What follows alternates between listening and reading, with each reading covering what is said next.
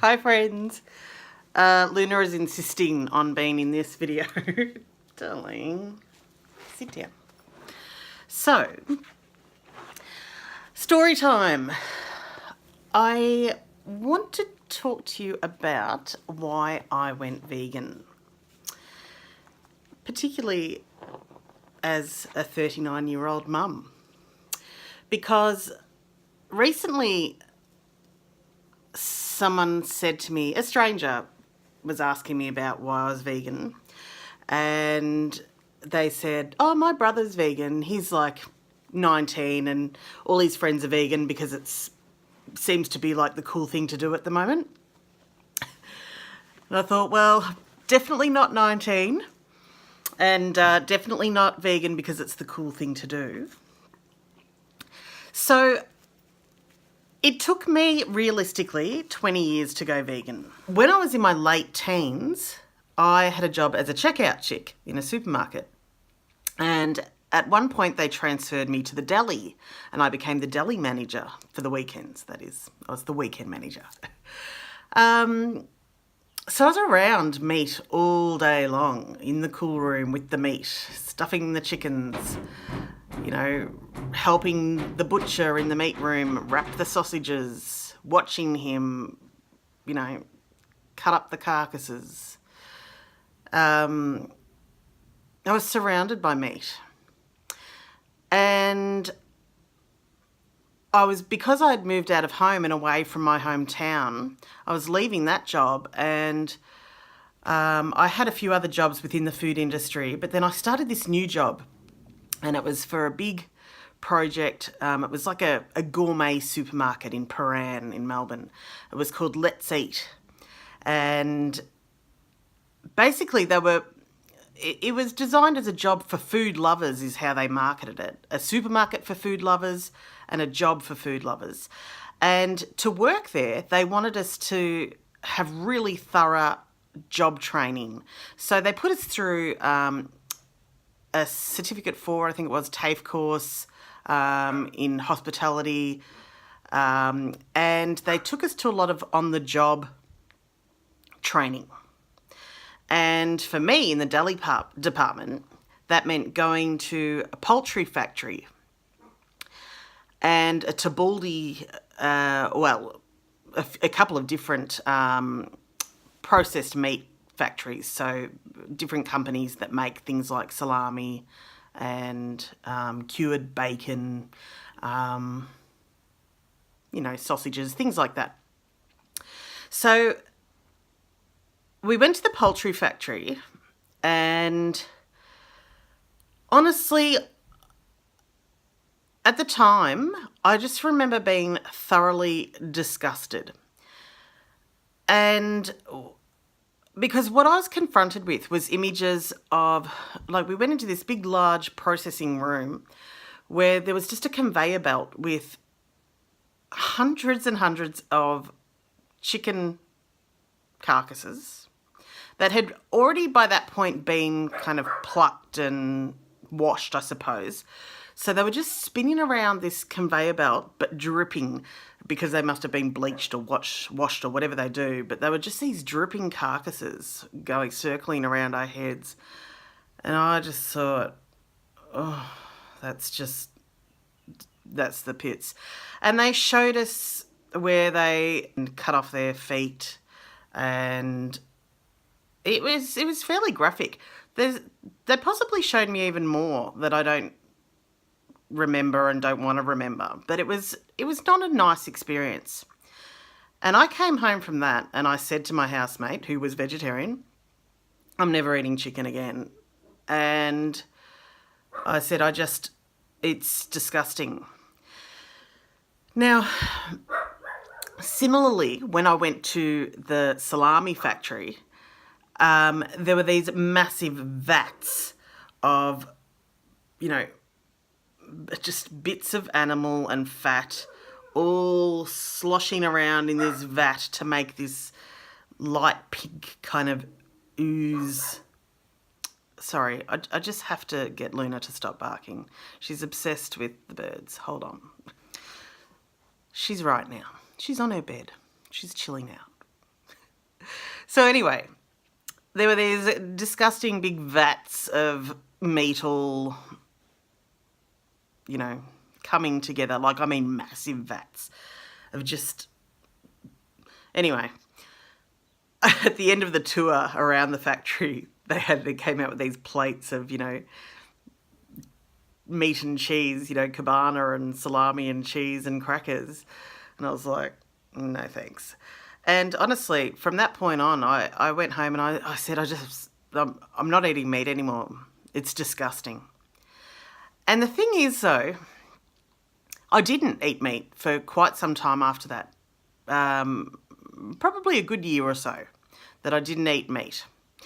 But the reason it didn't stick, I think, was because for me, my reaction and my motivation wasn't for the animal's sake. It was because I was grossed out by it. It was because I thought, that's disgusting. I don't want to eat that. That looks gross. It smells gross. I don't want those dripping carcasses and vats of meat in my body. I don't want to eat that. It's gross. But I actually really, truthfully, didn't really feel for the animals. I still was just... I was so, I guess, conditioned to still think that it was normal to eat for animals, to eat meat, but I just didn't want to because I thought it was gross. Anyway, I didn't connect. I just didn't fully make that connection for quite some time. Although through my 20s, I went on to live with other friends and other share houses and things like that, where I lived with a lot of vegetarians for most of my 20s, or my early 20s in particular. And so I just generally didn't eat a lot of meat because it was easier to cook together veggie meals, and I never had a lot of money when I was in my 20s. So, because I was studying, working part-time, things like that. So I just didn't have the money to buy meat. Then, later, I saw a Jamie Oliver special about factory farming and factory farmed pigs and chickens.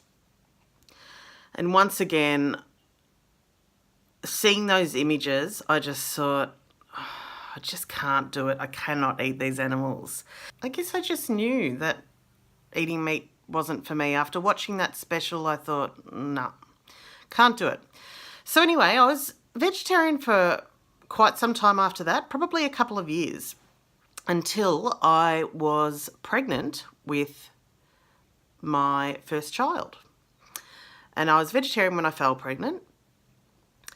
However, when I was pregnant, I must have been very low in iron because I started craving meat.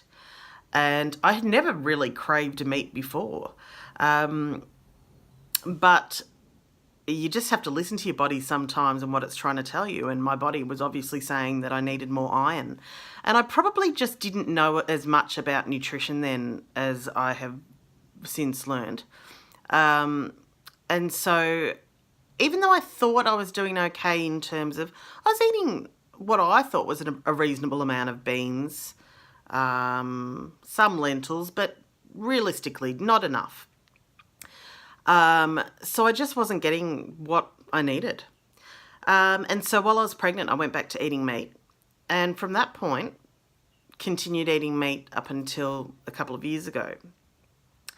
And a couple of years ago, a few friends of mine went vegan. Probably around about 5 years ago now, actually. Yeah, it would have been about 5 years ago. Some friends went vegan. And they were people that I really, or they are people that I admire and always have admired. They're people that are good friends for a reason because they're smart, they're open-minded, they're compassionate, strong, well-rounded people, the kind of people that you respect in the same way that, you choose your friends for a reason, and friends do tend to influence us because they do open our eyes up to new ideas. So on Facebook, they would post things occasionally about the meat or dairy industry, and one of my vegan friends, put a link to a documentary called Earthlings on Facebook. And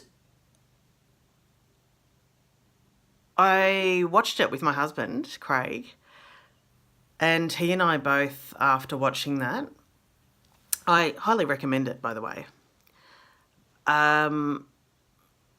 Neither of us could eat meat. We both just,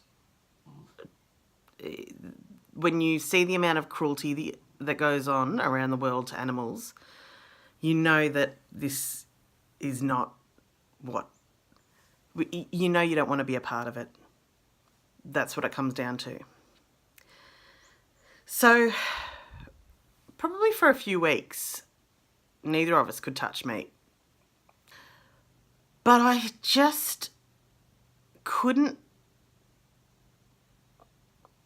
commit to the idea of raising a family vegetarian. So I went on this big kick of sourcing the most ethically produced meat that I could find to feed my family. So I was having meat delivered by a local farmer to my door, buying the whole animal in a case. And I was going to farmers markets and trying to source the most ethically produced meat I could locally find. And then things like big supermarket chains started putting out a macro-organic range of meats, and Coles put out the RSPCA approved meats, and it became easier for me in my head to justify, well, I'm doing the right thing. I'm buying, cruelty-free meat. My meat hasn't suffered. Well, that's crap. Because I'm sorry, but there is no humane way to kill an animal who doesn't want to die. There's no humane slaughter. Do you see those two words together? Humane and slaughter? No animal wants to die so that you can eat it. It's just not right. And this kept swirling around in my head, this idea of, trying to justify I'm doing the right thing. And I remember I'd have conversations with these vegan friends, and I would be trying to justify my ethically produced meat sources, and then I'd try and talk about dairy, and really I couldn't find much in the way of ethically produced dairy, so I'd skim over that. Which brought me to a complete coincidence, which had nothing to do with talking to vegan friends. It was nothing to do with horrific animal footage or documentaries or anything like that. I was scrolling through Facebook one day, and I came across an article.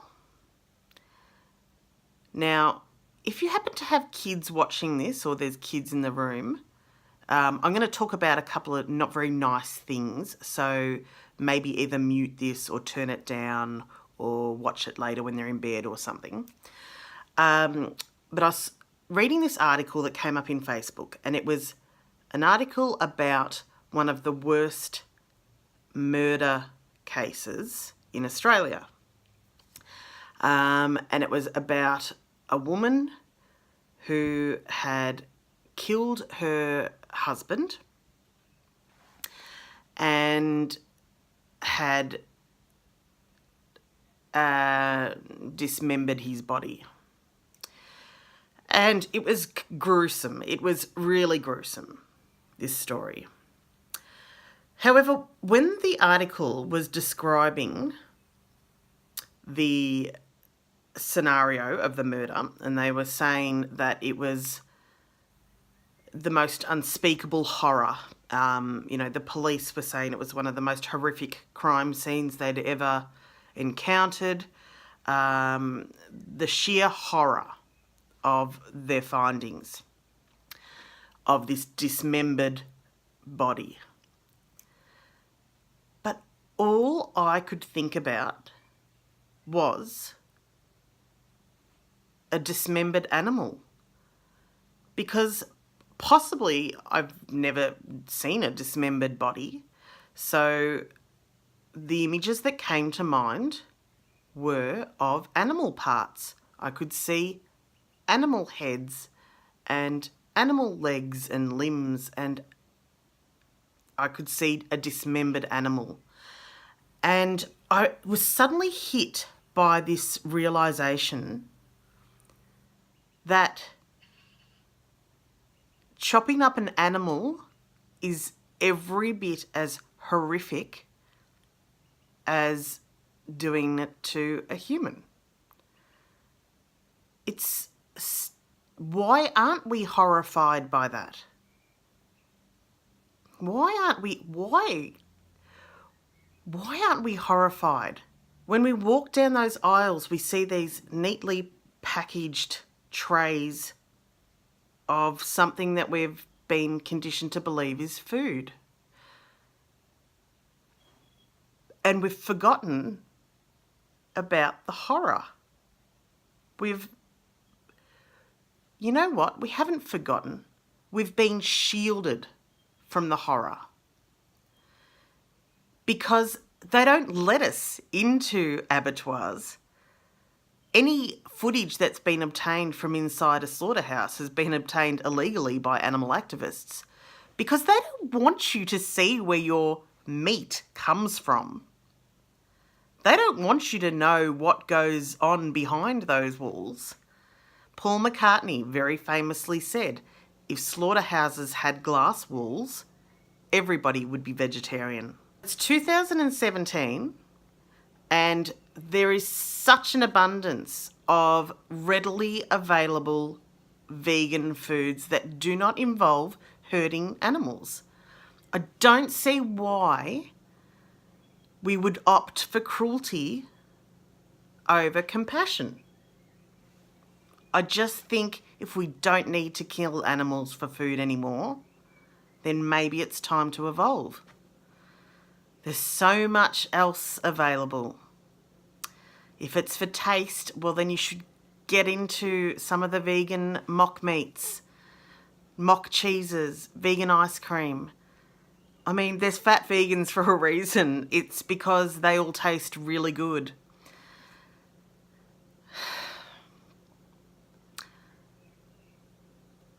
I think, if anything, I'm disappointed that it didn't stick for me earlier on, because 20 years ago, I already instinctively knew that eating animals didn't sit well with me.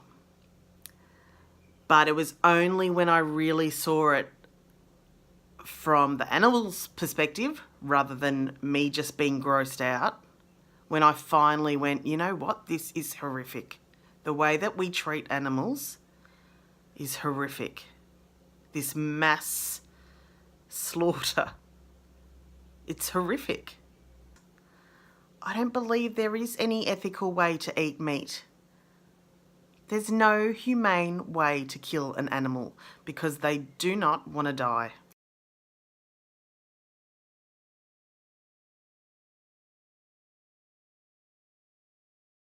This isn't meant to be a rant. I'm sorry if it comes across that way. I just wanted to share my vegan journey because at the end of the day, I could be fat, I could be thin, I can certainly be healthier by being vegan. But ultimately, I just feel really good knowing that I'm not contributing to animal suffering anymore.